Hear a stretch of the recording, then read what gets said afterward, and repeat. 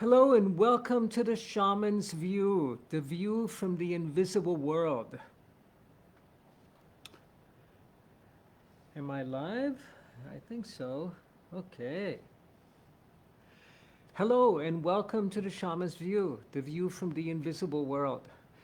I'm Alberto Villoldo. I'm a medical anthropologist and I'm a shaman. And the shaman is one who dances on top of the equal sign of Einstein's famous equation, E equals mc squared. On the left side, you have the world of energy, and on the other side, the world of matter. And on the equal sign is where the shaman dances. She's able to turn those things that are being born from the world of energy, the invisible world, help them to be born into the world of matter, and help those things that are dying to return to the world of energy. This is what the shaman does, and this is what we are doing today. This is our task, is to allow that new time to be born, for humanity to take a quantum leap and become a new humanity, an extraordinary human. And I spoke last week about Xibalba, which were the prophecies of the Mayan. And there was one item that I forgot to mention, which are the prophecies of Xibalba talk about the test and the destruction and the chaos and the rebirth of humanity. And they speak about the birth of a new human. So according to biologists, humans have been around for about 3 million years. According to the shamans of the Americas, humans first appear on the earth on December 21st, 2012. So that everything before that has been a proto-humanity. We have been shaping and molding our human nature so that it can flourish and blossom and appear for the first time as fully human in our lifetimes. And we are that first generation of true humans to appear in the planet. So the topic today is the shadow warriors. The shadow warriors are the warriors that are able to journey into the depths of the darkness and not need to bring the light with them in order to see. And the Amazon is known as the jaguar medicine, because the jaguar is the one that is comfortable traveling through the dark and deep places of the rainforest where no one dares to go to. They are the ones that are the masters of the deep Amazon, of the deep rainforest, of those hidden places that hold our greatest fears and our greatest treasures. I know that we have a lot of interest and we spend a lot of time focusing on the light. How do we serve the light? How do we become warriors of the light? But the light today is blinding us. We're being blinded by those set of assumptions and truths that are no longer practical or viable today. The old truths that have to be let go, that need to be released. The truths about what it is to be a human, about what our purpose and our role in this world is, about what it is to be a man, or what it is to be a woman, or what it is to be black, or to be white, or to be Chinese or Native American. All of these old truths that we used to guide our lives by need to be returned to the fire. So I want to invite you to do that with me. It's been a while since we've done a fire ceremony, and I'd like to invite you to join me. So you know how we've done this before. We take a stick, and I want you to do this tonight. We're still in that energy of the full moon. We're in the waning moon now. And I want to invite you to put into the fire all of that light that we held as absolute truths that are being challenged today. Because they're not absolute. They were relative truths. They were the relative truths of an era where being white and being male and being an American and being upper middle class meant that you were that you were God's chosen, that you were obviously the select. And we see how that's resulted in tremendous inequality, in disparaging of people of color and of the native peoples around the earth, and of the tremendous destruction that we have wrought upon the planet.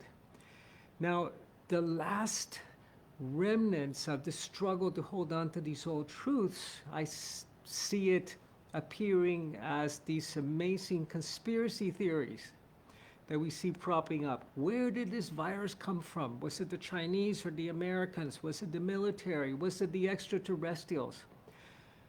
And of course, this is seeking someone to blame. We're trying to find someone to hold responsible for the terrible chaos that's happening in the world today. We're looking for the other that we can project our shadow onto, when it's really ourselves, it's really us. We, as the collective we of humanity that have created such terrible inequality and imbalance in the earth and abuse of nature, now we're in the midst of the rebalancing of the earth, of the Xibalba test, of the Pachacuti, the turning over of the world. So let me invite you to do our fire ceremony and to put in all of those truths that we held to so dearly, that we believe were absolute, so that we can enter into those dark realms that only the jaguar is able to enter into. Because those dark realms are the realms of the deep feminine, of the mother goddess, of Mother Earth. So if you have a candle, join me now, and if not, do it this evening at home. And blow into your death arrow. This stick is called the death arrow. Everything that needs to die today, so that we can die to it symbolically, and we don't have to meet it out in the outer world as the death of our lifestyle, of our job, of our health, of our family, of our loved ones, of our identity. Let's put that in the fire today.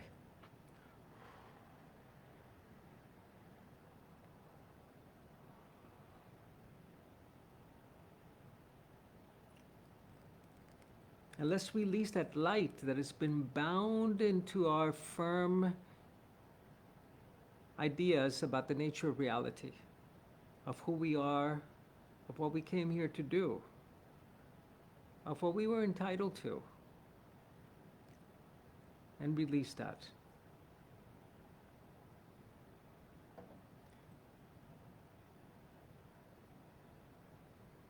So that we can go fearlessly into the dark realms. The darkness is not bad. The darkness is the feminine. It is in the darkness of space that the sun is able to shine. It is in the deep, dark, and rich and moist earth that seeds sprout. And it is in these rich and juicy and dark and moist places that the feminine arises from. And this is the Great Mother. The Great Mother is the great darkness, is the great void. And the light that we so firmly hold on to is frequently that masculine side that wants to impose, that demands that its truth be recognized, and that is unable to surrender back to the mother womb, which is dark, and where we need to go today to be renewed and to be born again, because we cannot have that new birth without that return to the dark. And there's where we have to become a shadow warrior. The shadow warrior does not wield the sword, does not impose its will, it does not do any battle. It simply witnesses and surrenders. Now, this doesn't sound like the warrior attitudes that we've learned about. If you're a warrior, you don't go somewhere to surrender. You want the other side to surrender so that you can win. You can defeat the forces of. And today, we're not defeating these forces. We need to surrender to a process of renewal, of being mulched, of being turned back into the earth, into humus, of becoming humble like the hummus, The word humility comes from the same source as the word hummus. And as we allow ourselves to be returned back to the earth, and we surrender to that process, then we can be in service to that new life that is appearing in us and that will be appearing in the world. If you tell the caterpillar, just as it's beginning to go through this process of terrible transformation, that it's going to be a butterfly in a few days if he only surrenders to the process and stops fighting it, the caterpillar's going to be freaked out. He said, I'm going to lose my caterpillarness.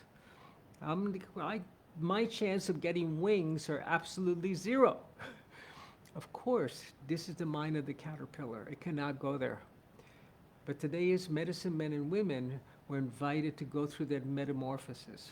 It's a deep, profound transformation that requires our surrender to a process that is much bigger than we are.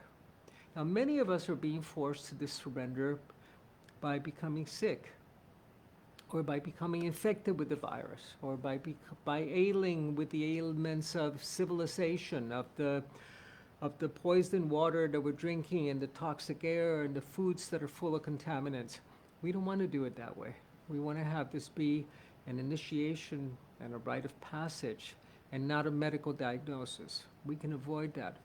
And then we can emerge healed and whole as the new human that the prophecies of the Mayan and the prophecies of the Inka and of the Native American people of the North and the South speak about, that is happening today. And in doing so, we're going to be able to confront our demons, sheath our sword, and look into their eyes and know that they are holding deep treasures and power for us.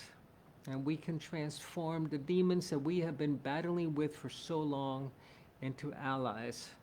We can feed them and love them instead of having to defeat them and banish them.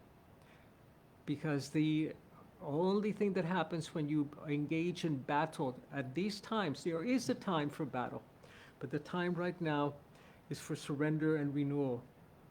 To acknowledge your own demons, your own dark side, and acknowledge your own beauty and your own extraordinary gifts that are so deeply buried in these dark places. According to legend, these treasures are buried in the domains of the sea serpents, of the Nagas, of the ancient serpent beings that were considered to be a divine race before the coming of humanity, that are magical beings that can transform into humans, but that are the guardians of the deep and dark places in the earth, where the greatest treasures are buried. This is where the Buddha, Sakyamuni Buddha, buried the greatest gifts that he had, for them to be discovered 500 years later. He buried them in the folds of time itself, not only of space, but of time, protected by these giant serpents that we had to go and face to recover this treasure that was recovered by a man whose name means the tamer of serpents, Nagarjuna, the tamer of the Nagas. These serpents are our primordial life force. And as we go into our depths, we surrender to that jaguar medicine. We embrace the dark warrior that does not need to resort to violence, but can practice deep surrender. And then we can retrieve these gifts of this ancient medicine that is returning to the planet today. The last part of the prophecies of the Inka speak about the return of Huascar, the return of the keeper of the ancient medicine ways that had to retreat into the lower world with the coming of the Spaniards, with the coming of the light of the conquistadors, of the cross and the sword. And it's really fascinating to see the images of the early Spanish conquistadors when they arrived in the Americas. They would stick their sword on the beach of a newfound land, and the sword also had the figure of the cross. the religion of the sword, of the light of the Europeans, of the light of reason, of the light of a singular God that excluded all of the other native expressions of the divine. And now we are rediscovering the divine of the natural world, of that world that was banished by the European settlers, of the serpents that were banished by St. Patrick in Ireland, that ran all the serpents off of the island, of that serpent energy that is the energy of sexuality and of passion. And it's interesting how the word passion means to bear your cross, to bear your suffering. Now we're talking about the bliss of that communion with our natural power that we're retrieving and recovering. And in effect, what we're doing today is we're making our way back to that Garden of Eden that we were banished from, that we were kicked out from. And remember, as we were cast out of the garden, there's a voice that says, "And cursed is the earth because of you, woman." And to the man, the voice said, "And the earth will grow thorns and thistles for you." The voice didn't say the earth, your mother, Mother Earth, will grow mangoes and papayas and strawberries. No, thorns and thistles. So we learn at the beginning of this Western mythology that cursed is woman. The earth is cursed because of woman. And our mother, Mother Earth, will not support us. She will not look after us. And then we're kicked out. And then the voice says, "And now before you eat of the fruit of the second tree, of the tree of life everlasting, be gone, out." And an angel was put on the eastern gate with a flaming sword in case we chose to make our way back to the garden. Today we have to make our way back.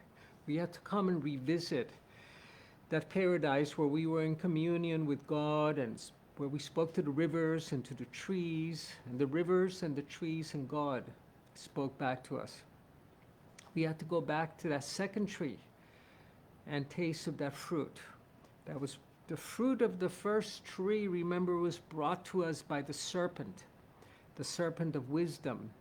Here, taste this fruit. It will let you know the difference between good and evil. You'll become conscious. We must make our way back to that second tree and taste that fruit of infinity, of the undying self within us, of life everlasting. This is the gift of the shadow warrior, of the warrior that is not deceived by the shadows that are reflected on the wall, that doesn't need to wield a sword any longer, that can meet her demons and turn them into allies, and that can dream a new world into being as we become this new human that we've been waiting for. So take it to your fire ceremony, put it in the fire. All of that which is gone, all of the old truths that are no longer serving us, those truths that have been so abused in the service of the few at the expense of the many, in the service of the human at the expense of the animals, of the insects, of the forests. We need a new truth today.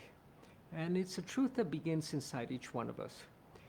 We need to let our jaguars guide us to those deep and dark and hidden places where we're going to find our most terrifying aspects of ourselves and our deepest and greatest treasures. And the time is now. Now, in this period where we're living, in the next couple of months of tremendous change in the planet, take advantage of that. Now, in these months when the prophecies say that the gates of hell have been flung open and all of the demons have been let loose on the world, but they also say that the gates of heaven, the gates of that earthly garden of paradise, have been flung open as well. And we're surrounded by angels and we're surrounded by allies that will help us to make this great change that we're going through today gracefully and meaningfully. Thank you for joining me today. Take it to your fire. Stay well. Bye-bye.